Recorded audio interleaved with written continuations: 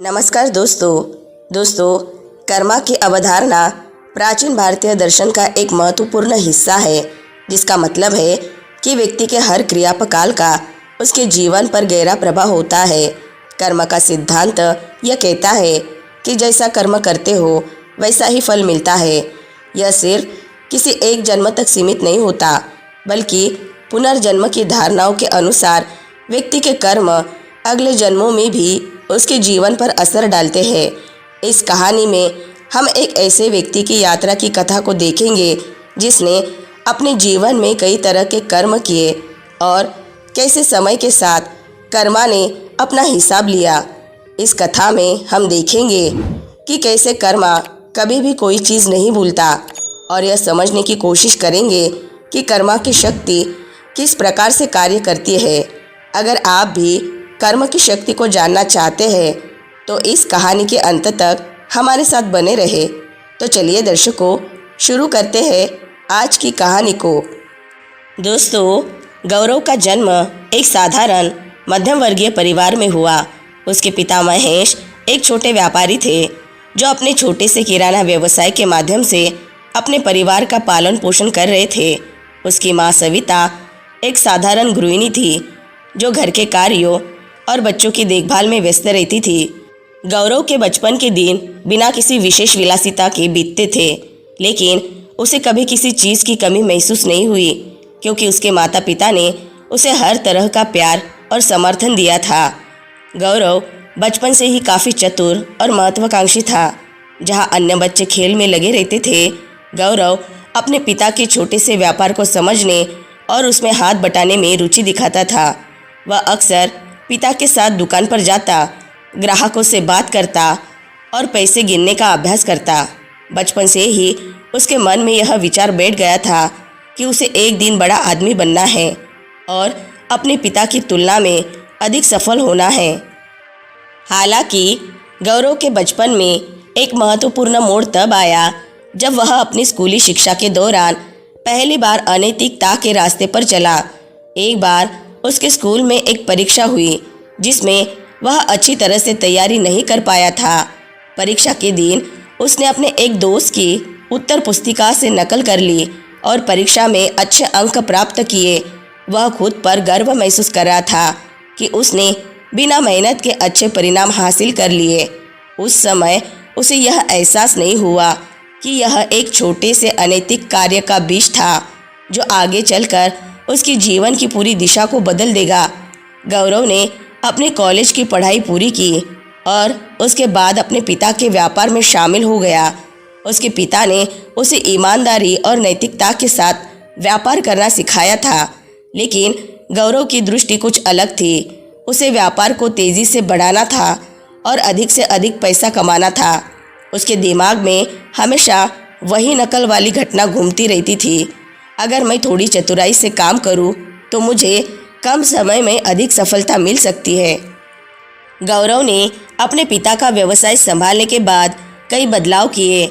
उसने अपने संपर्कों का इस्तेमाल किया और व्यापार को बढ़ाने के लिए कई रणनीतियां अपनाई, लेकिन इन रणनीतियों में धोखे, छल और अवसरवादिता का बड़ा योगदान था। एक बार उसने एक बड़े ठेकेदार से व्यापार का वादा किया, लेकिन बाद में सस्ते माल की आपूर्ति कर दी, जिससे उसका बड़ा मुनाफा हुआ। इसी तरह कई अन्य व्यापारिक सौदे में भी उसने अनैतिक तरीकों का इस्तेमाल किया और धीरे धीरे उसका व्यापारिक साम्राज्य बढ़ता गया। गौरव के लिए सफलता का मतलब केवल धन और शोहरत था। वह हमेशा अपने व्यापार को बढ़ाने और अपनी संपत्ति को और अधिक बढ़ाने में लगा रहता था। उसके लिए मानवीय मूल्यों की जगह केवल व्यावसायिक लाभ ने ले ली थी। जिन लोगों ने उसकी मदद की थी उन्हें वह भूल गया। जिन लोगों ने उसके साथ व्यापार किया उन्होंने धीरे धीरे उसकी चालाकी और धोखे को समझना शुरू कर दिया, लेकिन तब तक बहुत देर हो चुकी थी। गौरव की प्रतिष्ठा एक सफल लेकिन चालाक व्यापारी की बन चुकी थी। गौरव के जीवन में अचानक कई बदलाव आने लगे। पहले तो उसकी व्यावसायिक सफलता धीरे धीरे गिरने लगी। जिन लोगों को उसने धोखा दिया था वे अब उससे दूरी बनाने लगे और कुछ कानूनी कार्रवाई करने पर उतर आए। गौरव जितनी कोशिश करता उतनी ही मुश्किलें उसके सामने आती, लेकिन परेशानी केवल व्यापार तक सीमित नहीं थी। गौरव की निजी जिंदगी में भी समस्याएं शुरू हो गई। उसकी पत्नी राधिका, जिसने हमेशा उसका साथ दिया था, अब उससे दूर हो गई थी। वह गौरव के स्वार्थी स्वभाव और अनैतिक व्यापारिक तरीकों से थक गई थी। गौरव के बच्चों ने भी उसे एक कठोर और निर्दयी पिता के रूप में देखना शुरू कर दिया। गौरव के लिए यह सब झटका था, क्योंकि उसने कभी सोचा नहीं था कि उसकी निजी जिंदगी में भी इस तरह के बदलाव आएंगे। अब गौरव के पास न तो व्यापारिक सफलता थी और न ही परिवार का समर्थन। वह अकेला हो गया था और यह समझ नहीं पा रहा था कि उसके साथ ऐसा क्यों हो रहा है। उसे यह समझ नहीं आ रहा था कि वह कौन सी गलती कर रहा है जो उसके जीवन में इतनी कठिनाइयाँ ला रही है।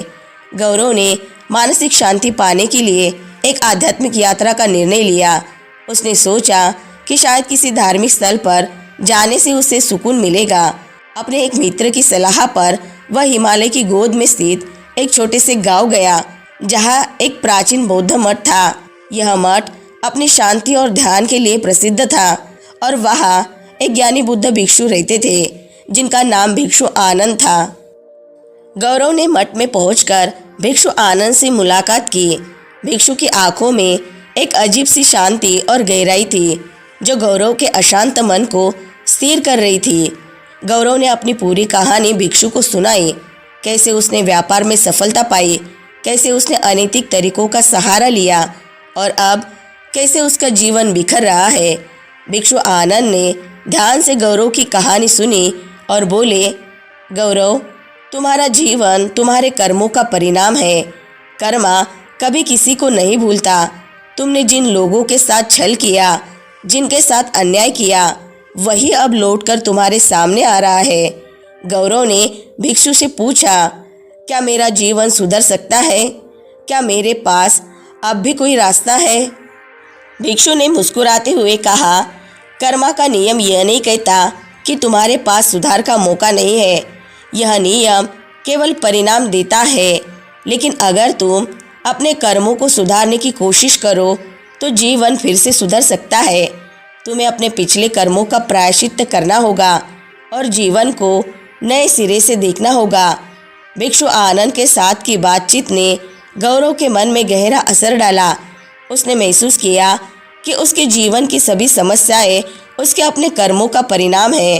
वह अपने स्वार्थ और अनैतिक तरीकों में इतना उलझ गया था कि उसने जीवन के असली मूल्य खो दिए थे। गौरव ने सबसे पहले अपने व्यापारिक तरीकों को बदलने का निर्णय लिया।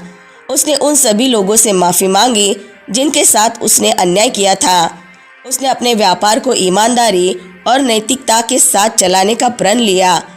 उसके इस बदलाव ने व्यापारिक क्षेत्र में भी एक नई शुरुआत की। जिन लोगों को उसने धोखा दिया था, वे उसकी ईमानदारी को देखकर फिर से उसके साथ काम करने को तैयार हो गए।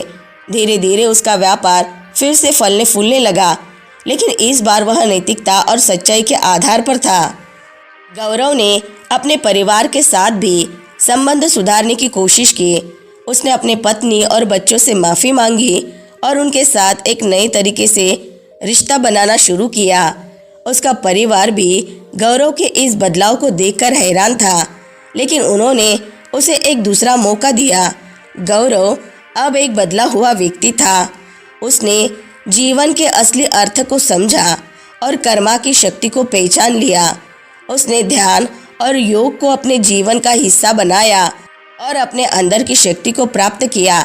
भिक्षु आनंद की शिक्षा ने उसे एक नई दिशा दी थी और अब वह अपने जीवन में संतुलन और शांति पाने के लिए तत्पर था।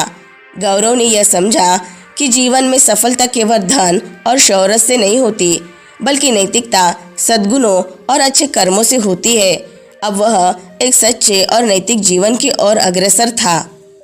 दोस्तों, यह कहानी कर्मा की शक्ति और जीवन में नैतिकता के महत्व को स्पष्ट करती है। यह कहानी कर्मा की शक्ति, आत्मचिंतन और जीवन में नैतिकता के महत्व को दिखाती है। गौरव की यात्रा हमें यह सिखाती है कि जीवन में चाहे कितनी भी सफलता क्यों न मिल जाए, अगर हमारे कर्म अनैतिक है तो उसका परिणाम हमें भुगतना ही पड़ेगा। लेकिन साथ ही यह कहानी हमें यह भी बताती है कि अगर हम अपनी गलतियों को पहचान कर उन्हें सुधारने की कोशिश करें तो कर्मा हमें सुधरने का मौका भी देता है। गौरव ने बुद्ध भिक्षु की शिक्षा से यह सीखा कि सच्ची सफलता केवल धन या प्रतिष्ठा में नहीं बल्कि नैतिक जीवन और अच्छे कर्मों में है। दोस्तों, गौरव की यह यात्रा कर्मा की शक्ति को समझने की एक मिसाल है। कर्मा कभी भी किसी के साथ अन्याय नहीं करता और यह सुनिश्चित करता है कि हर व्यक्ति को उसके कर्मों का फल मिले। इस कहानी से हमें यह शिक्षा मिलती है कि हमें अपने जीवन में हमेशा सही और नैतिक कार्यों का पालन करना चाहिए, क्योंकि कर्मा कभी भी हिसाब लेने में चूकता नहीं। तो दोस्तों, आज की कहानी से आपको बहुत कुछ सीखने को मिला होगा। वीडियो अगर पसंद आई होगी तो वीडियो को लाइक, शेयर और चैनल को सब्सक्राइब ज़रूर से कर ले। मिलते हैं नेक्स्ट वीडियो में, तब तक के लिए अपना ख्याल रखें। धन्यवाद।